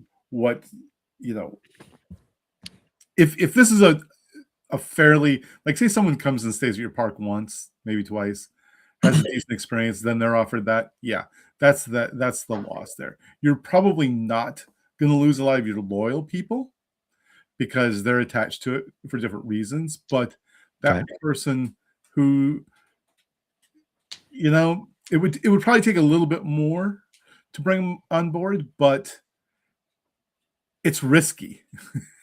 That's the thing. It is risky. The person may, like when I was talking about the risk index earlier, depends on the level of risk. That person may be like, you know what? I want to just try these guys at least once to see what's going on. They have the new dog park. Maybe there's some other stuff there. Maybe they're just as good. So the reality is that you put yourself at risk. The likelihood, again, depends on other factors. But again, you don't want to put yourself in that situation. With that, you don't want someone to do that calculus. How's that? That's the last thing you want to be doing. And in my mind, like if you have a long-term or a seasonal park, that's a whole lot more of a built-in audience, because again, they're coming and they're staying there for 3 months straight, or they're parking their rig for the weekend and they're coming back every other weekend or throughout the summer or whatever it is, right? Those people are much more likely to have brand loyalty. The people who are transient, who stay 1 or 2 times a summer, and maybe they always stay with you or not, but they're still, I don't think they're as loyal as you think they are. I don't even think the people who buy KOA loyalty cards are as loyal to KOA as KOA thinks they are. I mean, they're more loyal, to be clear. I'm not saying they aren't loyal. They for sure are more loyal. But I don't know that they're only KOA, especially when they're presented with quite a bit of interesting alternatives. And most of the people who have one loyalty card have multiples. So yes, they have a Good Sam discount card too. They have a whatever, right? Mm-hmm. So I don't know. I mean, obviously KOA is much better positioned in this world than like Jellystone's probably a better position too, right? To a certain extent. Yep. but you've got to build yourself a brand. Like if you, especially like if you own multiple properties, I would be building a brand. Like there's so many of these management companies out there. I would be figuring out how can I turn a management company into like a light franchise, not to where it's a franchise actually, right? But in some kind of light branded franchise. Like what was the company that did this for a while and went out of business? Wasn't there another franchise company that was trying to get off the ground that was renaming all their resorts something like 4 or 5 years ago? Oh, I can't remember. Anyway. Yeah, I'm drawing the blank too. Brand is everything. If they don't know your name, and like so many of these campgrounds are hanging their hats on the people who are 50 miles, 100 miles, 200 miles coming across the country. They don't know your name until they Google it. And they're not going to remember your name when they went away, right? So even if they make a return trip to that same place, like the AI eventually will be like, hey, last time you were here, you stayed at Verde Ranch RV Resort in Camp Verde, Arizona. Do you want to stay there again, or do you want to explore some different options? There's a new part who knows what the AI is going to say, right? Right. Which is also part of the problem. But, you know, and you've got to be able to build this brand through community. You've got to be able to build it through like in-person activities and events. And it's going to be hard. But brand building is not going to be done by spamming a bunch of people with Facebook ads or spamming a bunch of people with email marketing again. I don't even think we talked about that. I don't even know if this is in the news. But Gmail's AI inbox or whatever came out. They released this in beta. And you're going to have AI inbox on the top left corner of your thing. There's a video about this somewhere. See if you can find it, Jessica. Gmail, like Google, look it up on YouTube, like Gmail AI inbox or something like that. It's probably a promo video. AI inbox on the top left corner. It's going to start to summarize all of your emails in like one kind of chat GPT generative AI style window where you don't even see a list of your emails anymore. So like, huh? No, look up, just go to youtube.com and search for that. You search Google for it. Which is harder to search on YouTube. Just go to youtube.com and search. But it's going to summarize all this stuff. So all your carefully crafted marketing email, all your designs that you agonized for, the hours and hours your marketing team spends on this craft, like there's a multi-billion-dollar, tens of billions of dollar empire built on email marketing. And the lists that people have curated and the emails they send to people, right? And this is like outside of social media, email marketing has been one of the best converting methods of marketing for the last 30 years. And AI is about to summarize it all and condense, if it even makes it into the summary, it's going to condense your email that you spent 2, 3, 4, 5, 6 hours on into campground in Georgia offers 15% off in October in a sentence. Maybe there's brand in that. Maybe there isn't brand in that, right? But like the chances that the guest is then going to be like, tell me more about the 15% off. I can say it, right? Mm-hmm. So you just, it's very interesting. It should be brand new if it's there.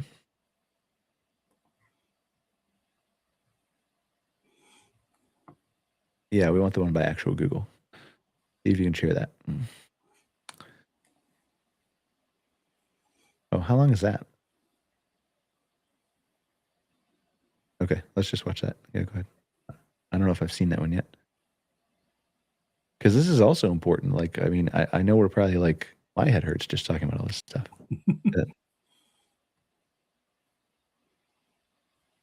Some of the new features coming to Gmail with Gemini.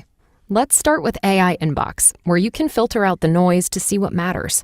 With one click, you get a snapshot of to-dos from your important emails, and related messages are organized into topics so you can quickly see what needs attention. Yeah, I'm waving my arms. Like, let's imagine you're planning a family get-together. Marketing email anywhere in there? Everyone's emailing you.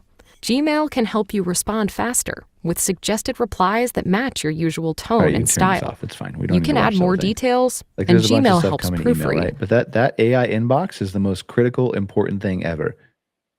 It's in labs right now.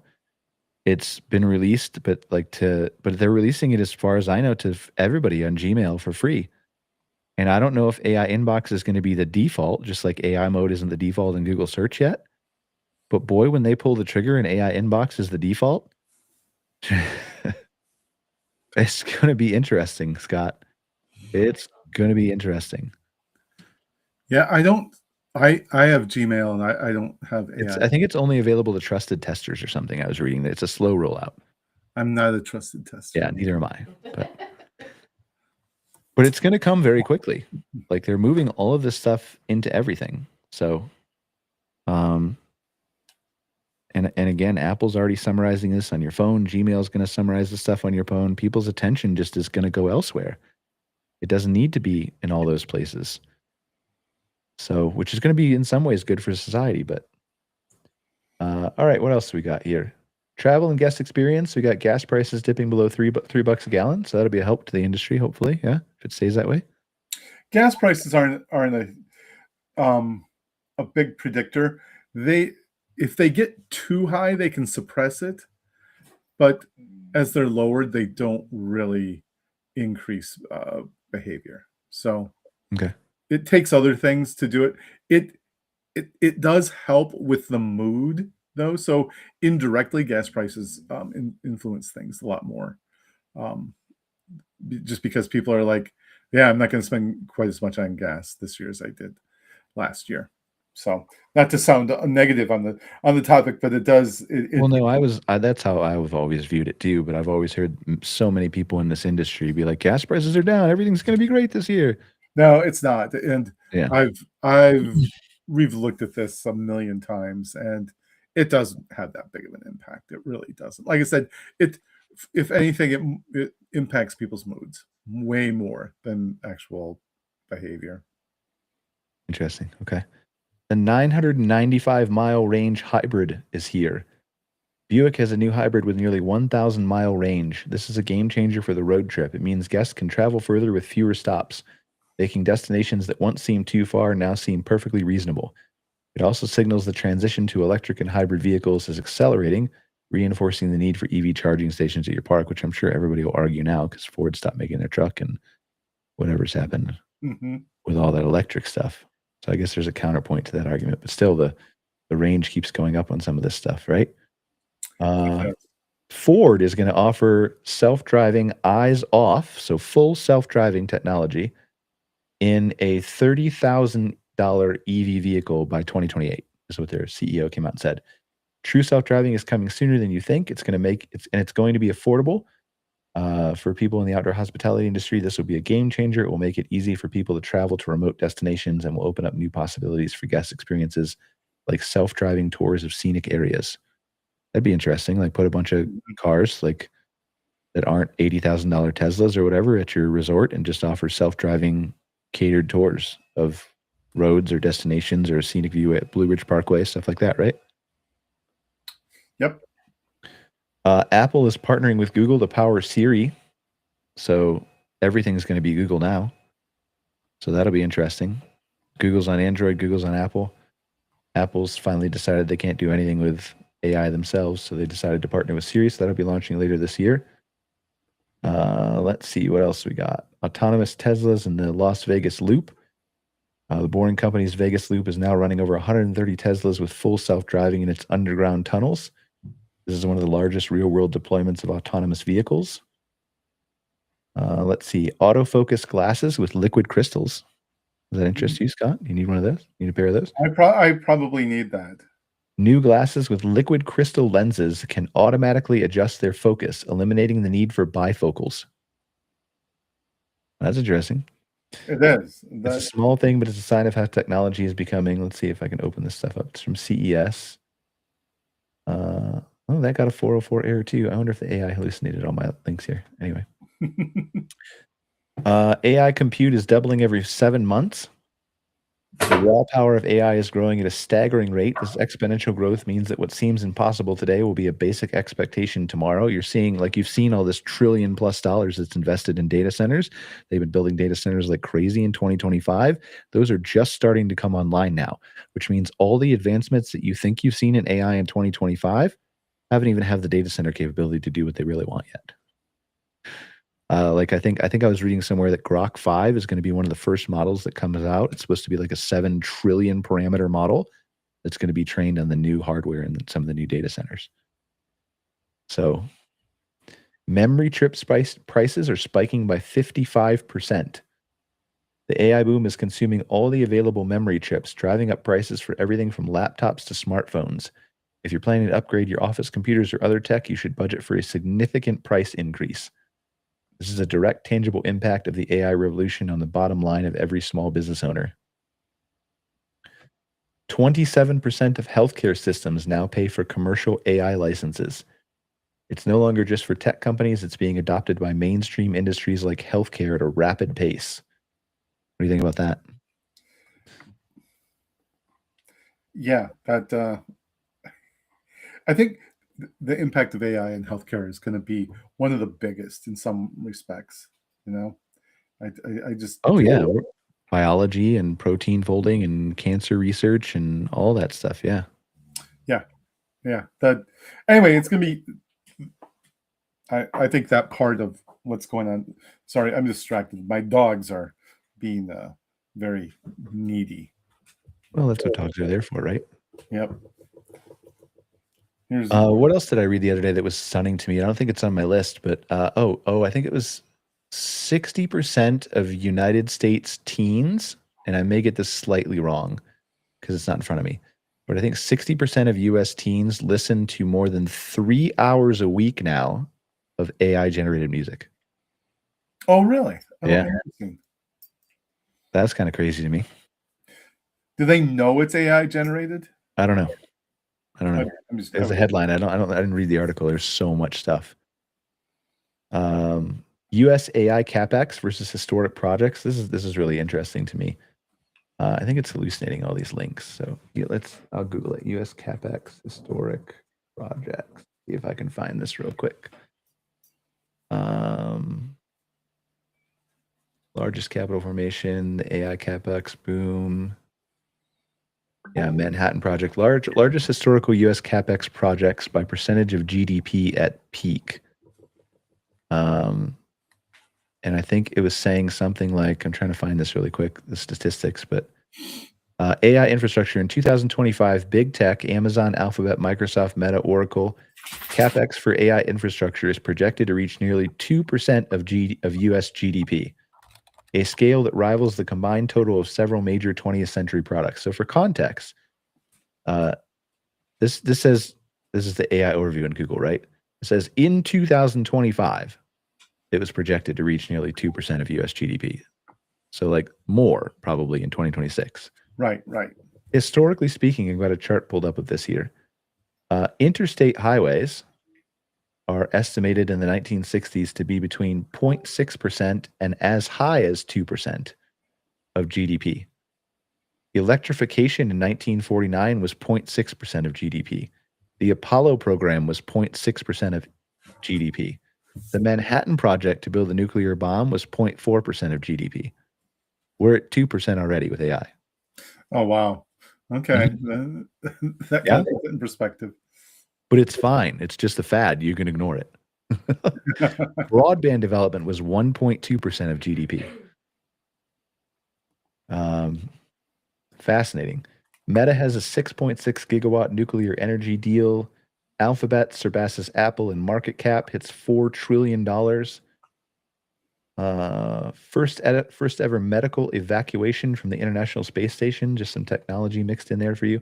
Hotels in the moon and on orbit are now taking reservations. I sent this link to you. You can actually reserve your spot. I think it's only a couple $1,000 down payment, but it'll cost you like around $10 million. Oh, okay. That's okay. I read the website, but they're actually going to build it. They plan to build a hotel on the moon, and they plan to have it open and taking people to stay in it by 2032. That's 6 years, guys.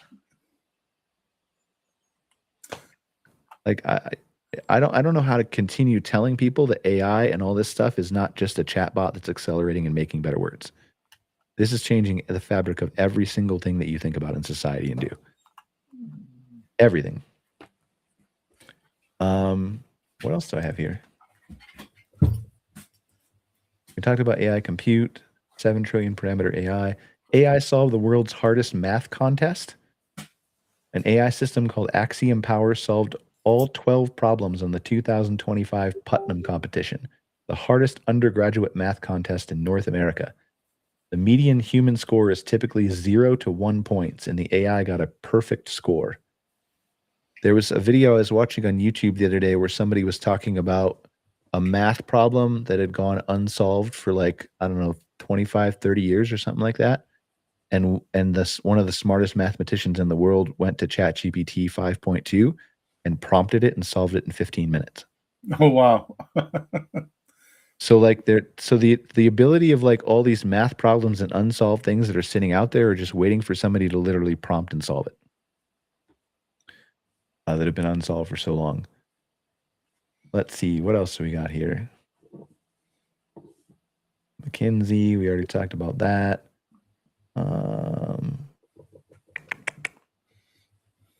Amazon having more robots than humans. All right, buddy. Eyes off self-driving. Talked about data centers in space before, right? Yeah. Yep. Growing a mouse embryo in a jar. A startup called Becoming has developed artificial placentas that can grow mouse embryos outside the body. They're studying mammalian development in ways that were previously impossible. The long-term implications for fertility, medicine, and biology are profound and controversial. It's interesting, yeah. You have history in like with medical stuff in your past, right? Didn't you say Yes, I you do. worked with like brains and neurons and stuff like that? Mm-hmm. What do you think is the biggest thing that's going to happen in biology in the next couple of years? I mean, honestly, I think it's going to be the intersection of AI and the ability to like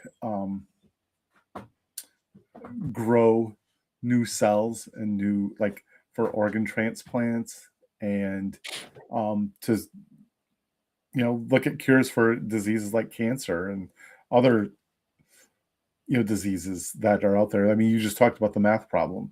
A lot of this stuff.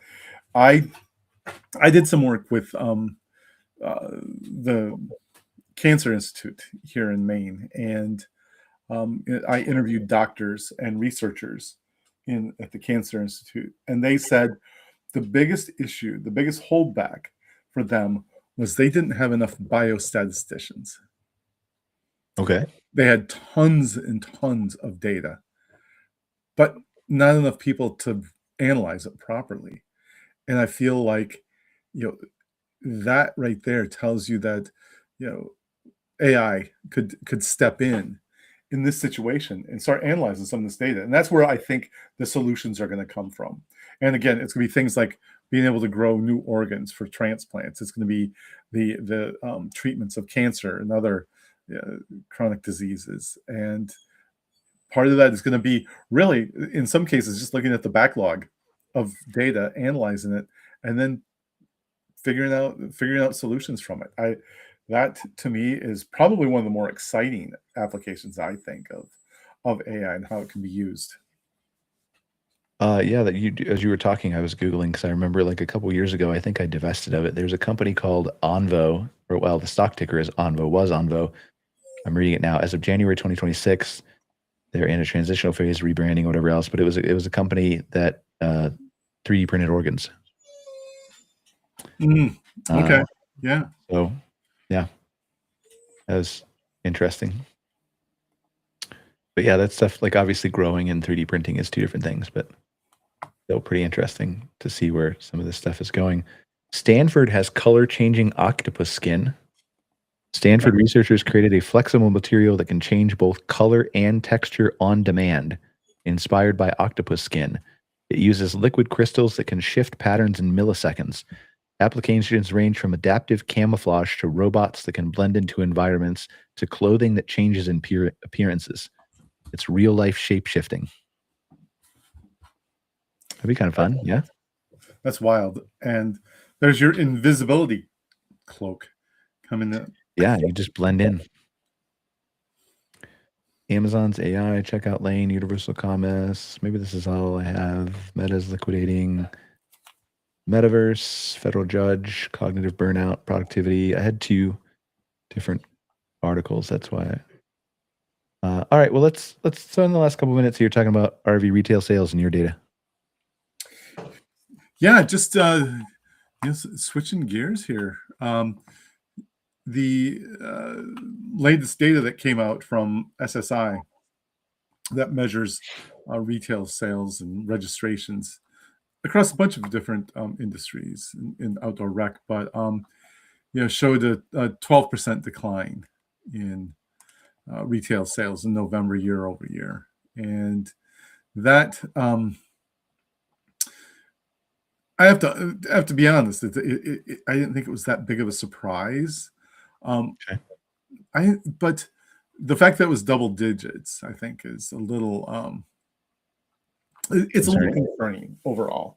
But there's a lot of factors that are impacting this, and it's not positive. I'm not going to try to spin it as this is anything positive, because it is Unless you're in Marshall, Texas, then it's positive. Right. The idea that here is that we do have a double-digit decline year over year for November, and it's it doesn't have to do, honestly, with people's desire to own an RV. It has more to do with a lot of the other factors that impact it, in my view. Like, for example, when people are starting to look at the cost of owning an RV, it's things like insurance costs. 57% of prospective buyers say that that's a barrier to owning an RV. How much does it cost to insure an RV?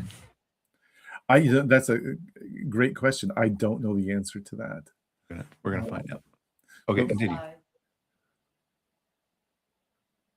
But maintenance and repairs here again is a topic the industry doesn't like to talk about.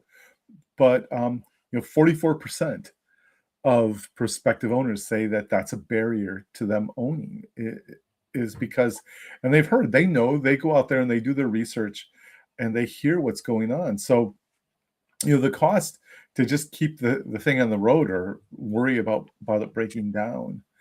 Those are some pretty big barriers, I think, that aren't always anticipated, especially that insurance topic, because I think people automatically put that into the calculus when they think about buying until it actually gets close, and they find out just how much it costs. When you put that on top of a monthly payment, the cost to keep it on the road, all those things, it's expensive. It can be very expensive. The one, the positive sign here, though, is that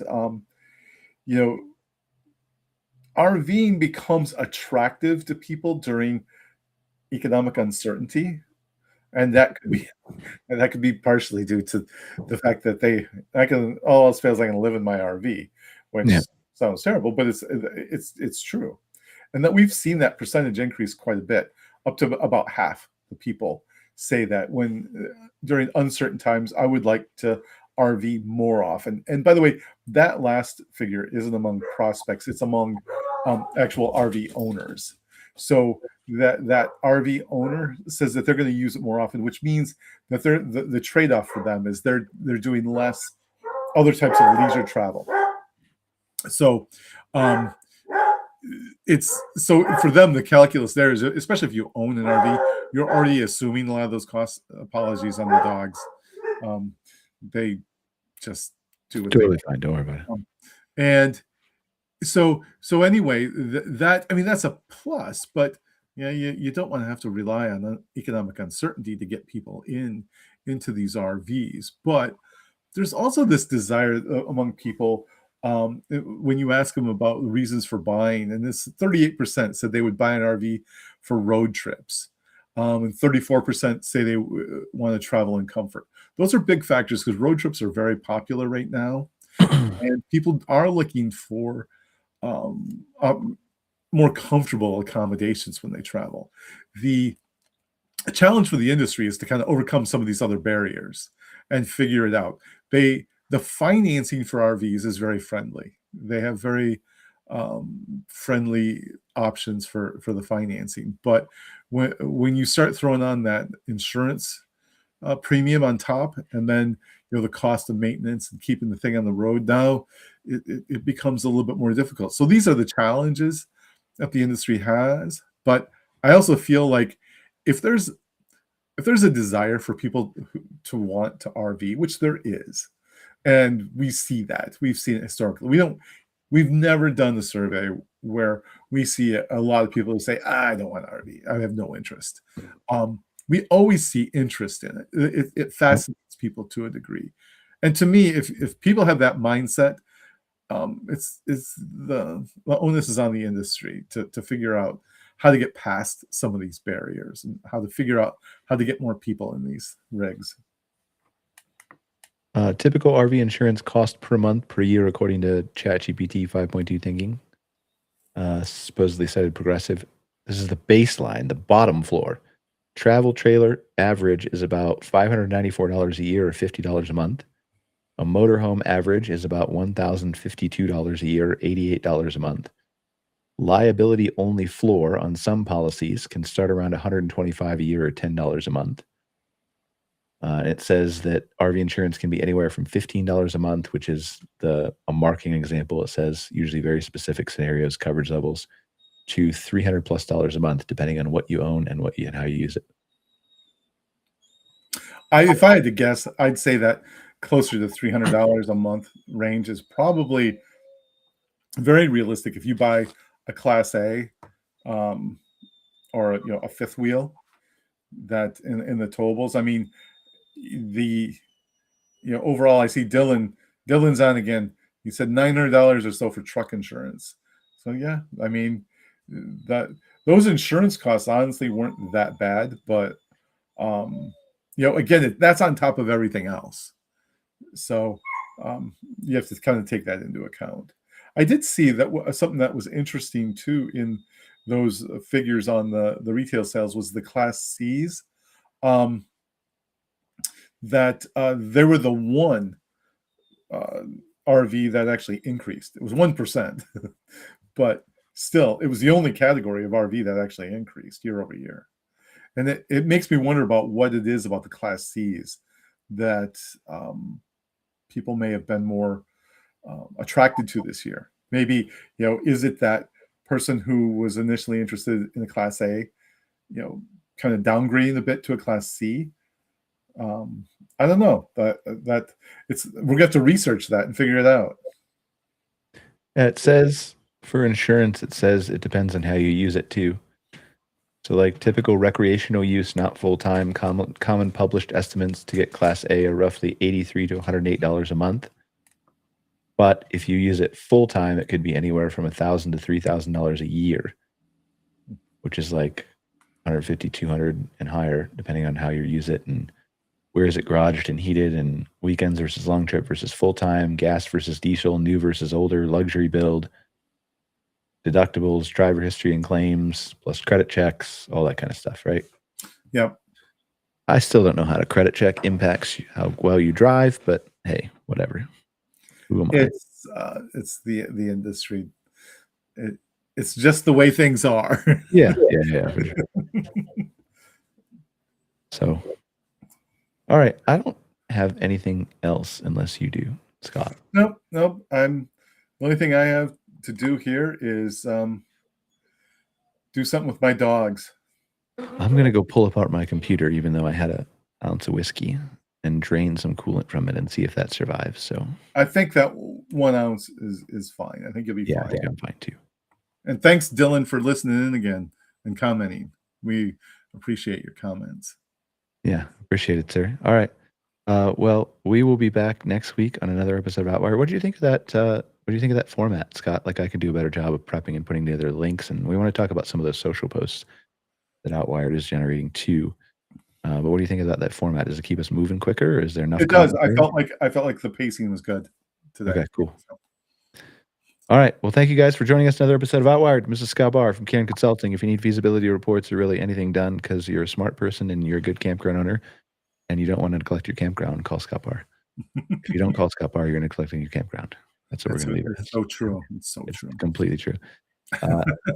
Appreciate you guys joining us on another episode of Outwired. We'll see you next week. Peace, guys. All right. Peace out.